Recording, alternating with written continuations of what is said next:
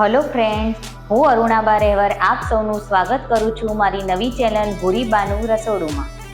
આજે આપણે બનાવીશું સોજીનો શીરો, જેને આપણે મહાપ્રસાદ તરીકે પણ ઓળખીએ છીએ। તો ચાલો મિત્રો, બનાવીએ સોજીનો શીરો। મહાપ્રસાદ બનાવવા માટે સૌપ્રથમ 500 ગ્રામ જેટલું દૂધ લઈશું અને તેમાં થોડા કેસરના તાતણા નાખીશું અને તેને એક ઉકાળો આવે ત્યાં સુધી ગરમ કરી લઈશું।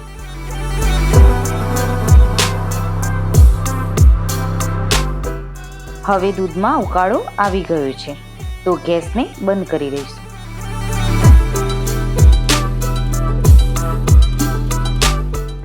હવે આપણે ગેસ પર કઢાઈ મૂકીશું અને ગેસ સળગાવી લઈશું। અત્યારે ગેસની ફ્લેમ થોડીક વધારે રાખીશું। હવે એક કઢાઈમાં 1 વાટકી જેટલું ઘી લઈશું અને તરત જ 1 વાટકી જેટલી સોજી પણ ઉમેરી દઈશું।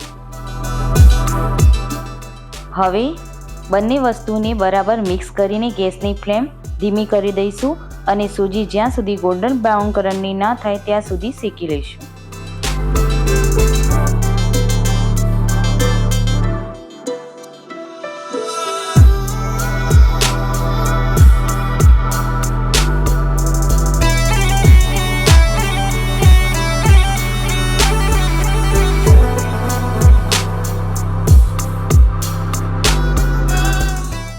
સોજી શેકતી વખતે આપણે તેને સતત હલાવતા રહીશું।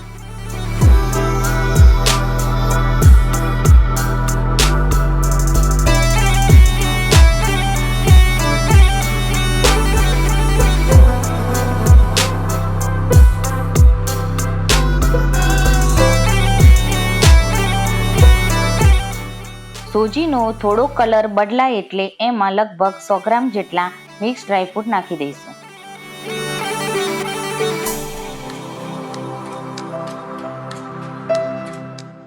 હવે મિત્રો, આપ જોઈ શકો છો કે આપણી સોજી સરસ ગોલ્ડન બ્રાઉન કલરની થઈ ગઈ છે, એટલે કે સોજી ફૂટી ગઈ છે અને શીરો બનવા માટે તૈયાર છે। હવે અગાઉ ગરમ કરેલું દૂધ સોજીમાં રેડી દઈશું।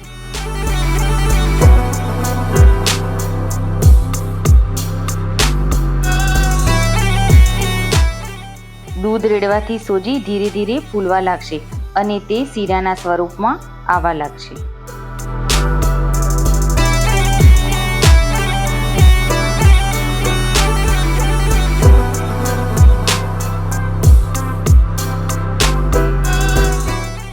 મિત્રો, હવે દૂધ પૂરેપૂરું સોજીમાં મિક્સ થઈ ગયું છે અને લગભગ આપણો શીરો તૈયાર થઈ ગયો છે। હવે શીરાને તેની પ્રકૃતિ મુજબ ગળ્યું કરવા માટે તેમાં 1 વાટકી જેટલી ખાંડ નાખીશું। ખાંડ નાખ્યા બાદ શીરામાંથી જ્યાં સુધી ઘી છૂટું ના પડે ત્યાં સુધી તેને હલાવતા રહીશું।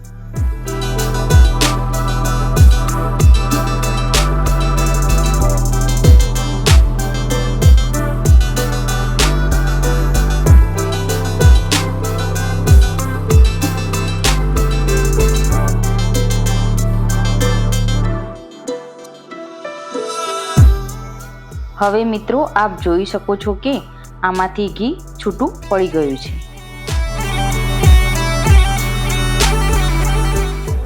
હવે તેમાં થોડીક ઇલાયચી અને જાયફળનો પાવડર નાખી તેને પણ આપણે મિક્સ કરી લઈશું।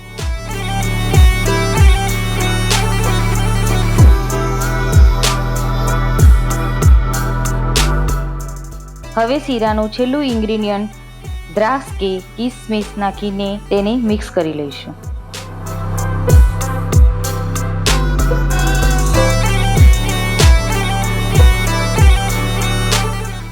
હવે આપણો મહાપ્રસાદ તૈયાર છે, તો ચાલો મિત્રો, આપણે તેને સર્વ કરી લઈએ।